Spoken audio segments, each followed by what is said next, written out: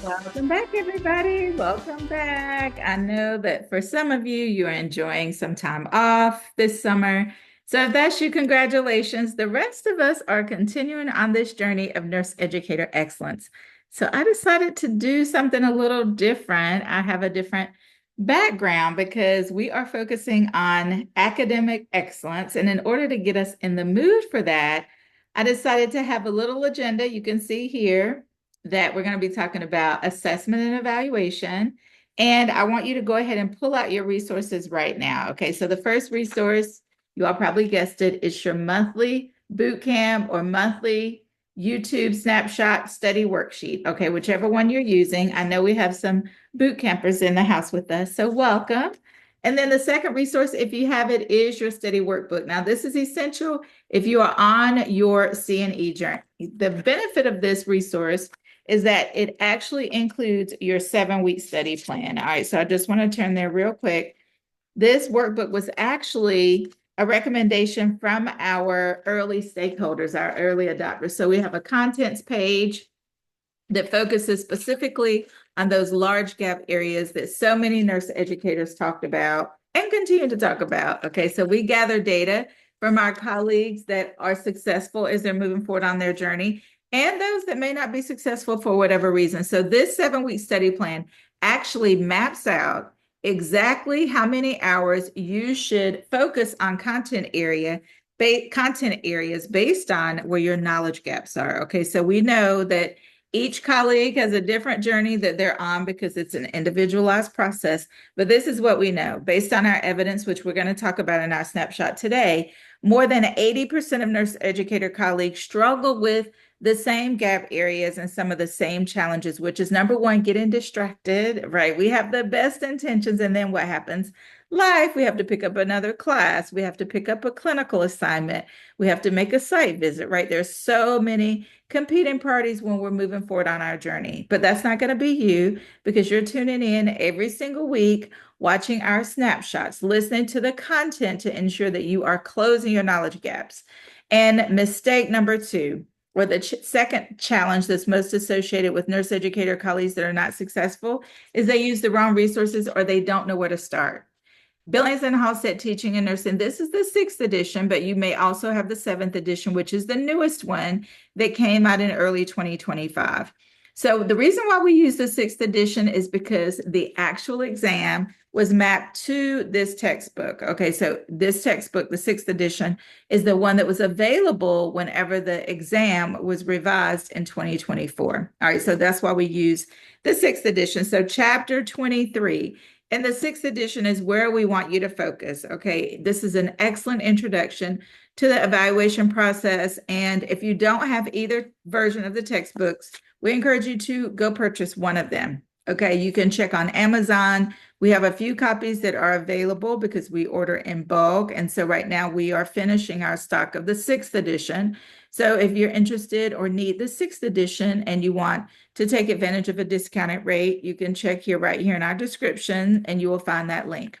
All right, so again, we're going to go through chapter 23 and we're focusing on assessment and evaluation. What we love about chapter 23 is it gives you an excellent overview of exactly what you should focus on when you are on that journey to nurse educator excellence. That means if you're on the journey to achieve your C&E, renew your C&E, or just become a better nurse educator, right? That's a great strategy too. This is going to be your Bible. This is going to be your roadmap, Billings and Halstead, in helping you close your knowledge gaps and increase your confidence as you're moving forward on your journey with whatever plan you have in front of you.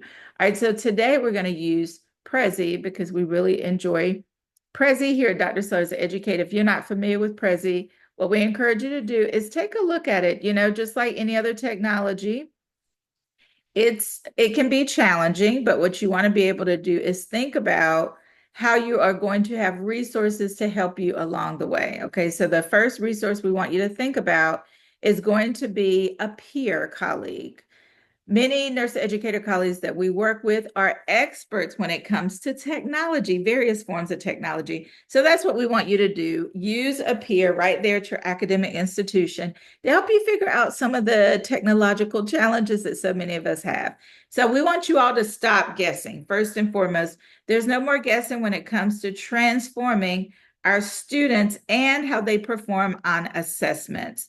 When it comes to exams, we don't want surprises, right? We don't want to find out, especially not at a final exam, that our students have not grasped those concepts. So what strategies can we use to eliminate that? Well, I'm glad you asked because that's exactly what we're going to be exploring. What are 3 key strategies that are going to help you have an idea about where your students are on this journey towards excellence, towards competency when it comes to making safe patient care decisions? We know that there are 3 learning domains. So number 1 is cognitive learning domain. Number 2 is psychomotor learning domain. And number 3 is affective learning domain. We also know, based on pages 188 through 190 in Billings and Halstead, that there are taxonomies or scaffolding patterns associated with each of these learning domains. If this is alphabet soup to you or you're not sure exactly what I'm talking about, this is a great time for you to write down on your study worksheet, pages 188 through 190 in Billings and Halstead. That is the 6th edition. The other area we want you to focus on your study worksheet is today's date. Okay, so whatever date you're watching this snapshot, go ahead and write down what is it that you are going to focus on. Okay, so put the date and then what are you going to focus on? What is your learning objective?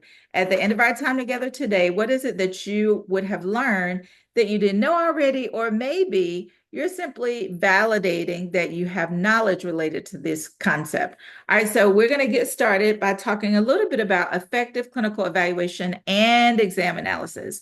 All right, so we are launching our summer series in our monthly boot camp. And so we like to align as much as we can the content that we're focusing on there and then bringing an introduction to you all here. Okay, so in our monthly boot camp, we are accredited as a provider, and that means that you are eligible to earn 1 contact hour. Okay, and we have our monthly boot camp twice a month, and that's live. Every session is recorded.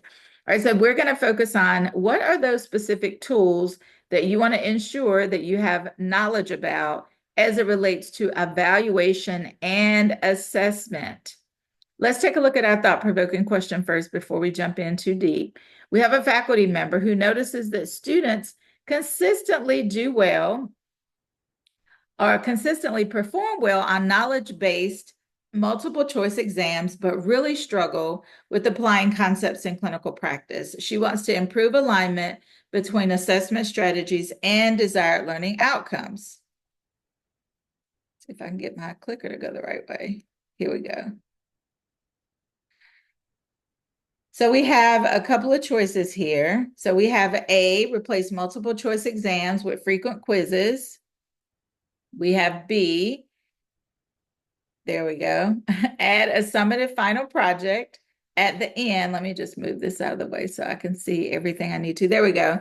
Add a summative final project at the end of the course. Or C, remember on the exam, there are 3 options, okay? And then the third option is implement clinical simulation scenarios with structured debriefing. All right, so these are the 3 options. When you get to the CNE exam, CNE clinical or CNE novice, you're gonna have 3 options in your practice or in the actual exam questions. We call our questions thought-provoking questions because that's exactly what we want to do. Okay, we want to stimulate thought.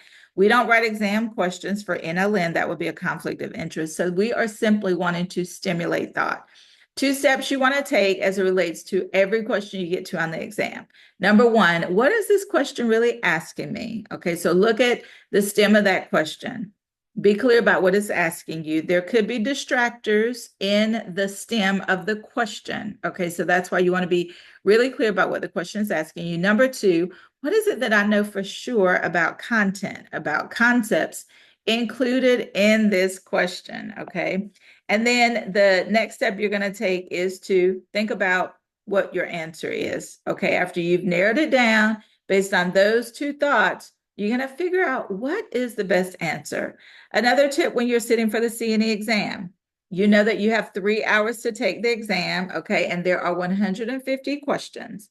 130 of those are going to actually be scored, and 20 questions we know are not scored. They are test questions or pilot questions. And NLN gathers that feedback, they gather data from those pilot questions, and they decide whether or not those will be effective questions or not, okay? Now, when you're thinking about, or if you get stuck, I would say, related to a correct option, maybe you narrow it down to two, because there are now only two distractors. That's very common to feel like there's two really good answers. However, there's only one best answer. And so what we want you to consider is timing yourself, pacing yourself. You should have scratch paper or a dry erase board, taking notes. If there are specific trigger words that are leading you to think that the correct option may be two choices versus one, it's a great strategy to just write down what you feel like those trigger words are those words in the stem, or it could be in the actual option that is causing you to doubt whether or not there's one correct option. Okay, so think about the words that are used as well. The next focus we want to have is with our success framework. Now, this is data that we continue to collect from colleagues across the country, whether they're in Dr. Sellers Educate programs or not. And one consistent pattern we are seeing is that experience. Colleagues that have at least 3 years of nurse educator experience are consistently more successful on the CNE exam. Now, it doesn't mean that you won't be successful if you have less than 3 years. It just means that perhaps you want to consider the CNE novice exam that's specifically designed for those colleagues that have less than 3 years of experience. And if you still decide to move forward, these are the strategies you need to take. First and foremost, you got to have the right resources, okay? Billings and Halstead, 6th or 7th edition. And then you want to make sure that you have consistent support. Now, I hear from a lot of colleagues, oh, we're working together as a group at our college or across a few colleges to study for the CNE exam. Okay, if that's you, there's no judgment, right? There's no shame associated with this, but this is what we know. It increases the burden and the workload for those colleagues that are trying to figure it out for themselves. It's a waste of time. It's a waste of resources. Okay, we want you to be as productive, as effective on your CNE journey as possible. So that means you need a guide. You need someone in your group who has already taken the CNE exam, who has been successful and has helped hundreds and thousands of other colleagues pass the certification exam. That's what we do here at Dr. Sellers Educate. We avoid you wasting time and money in resources that are not going to help you be most effective in achieving the competency level needed. Because remember, that's step number one. Not only do we want you to pass the CNE exam, we want you to become a better nurse educator. So that consistent layer of support with colleagues or by colleagues who have been successful on the journey is essential. Okay, I know that it can be intriguing and interesting to try to work through it together, and we think that's great. Having a community of support is excellent. In fact, evidence tells us that we are more than 70% likely to achieve our outcome, our goal, when we have a community of support. However, on the CNE journey, it's a little different because you got to have that person that's consistently in the group that has helped others and are moving forward and guiding you based on a body of evidence. Okay, so this is what we heard from Professor Lawrence. She says, I'm writing to express my sincere gratitude for the incredible CNE exam review offered through Dr. Sellers Educate. I stumbled upon your program just in the nick of time, about 4 weeks before my exam, and I'm so grateful I did. The full day review was invaluable, and despite the time difference, participating from Belgium, wow, which was so impressive that Professor Lawrence was joining us from Belgium. Being a challenger, engaging teaching style made all the difference. The content was comprehensive and presented in a way that truly enhanced my understanding and retention. Undoubtedly, the knowledge and insights gained from your course played a significant role in my success on the exam. So round of applause for Professor Lawrence. Virtual applause, right? Because what we know is true. It is aligned with our success framework now for years. And that is having someone, having a mentor, having a guide, a coach to help decipher and really dig deep beyond that surface learning, but dig deep into that learning where you're able to apply and analyze these concepts is essential in helping you achieve success. All right, so what else is it that you want to focus on during our time together today? And that is alignment. Alignment is essential. And we're looking specifically at the hallmarks of excellence that have been published by NLN.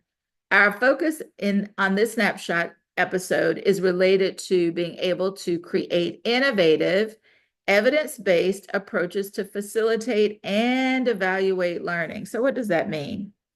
Well, we know that when we're able to engage our students on this learning journey using high impact strategies, that it creates a more effective learning experience. So the first step is to create that learning environment that's going to be that guide on the side, that's going to coach students through formative feedback to help them clarify their muddy points and identify their gap areas.